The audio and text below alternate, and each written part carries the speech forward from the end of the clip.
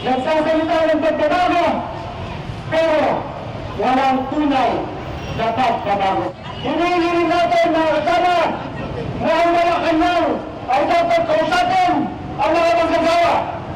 So panawagan sa Malacanang, panawagan sa ating Pangulo, pakinggan ninyo ang mga manggagawa dahil ganito ang tunay na diktado o ano man ang maling patakaran na papalabas na kalihim ninyo sa pagawayan ng mga manggagawa. Mabuhay kayong lahat! Nananawagan kami sa kanya, bigyan niya kami ng pagkakataon na makipag-dialogue sa kanya face to face. 3 namang beses nang nakipag-dialogue sa mga employers eh. Wala pa sa manggagawa. Ang laban ng kalera ay laban ng unang manggagawa at sambayanang Pilipino laban sa sistema. Salit! Salit! Salit!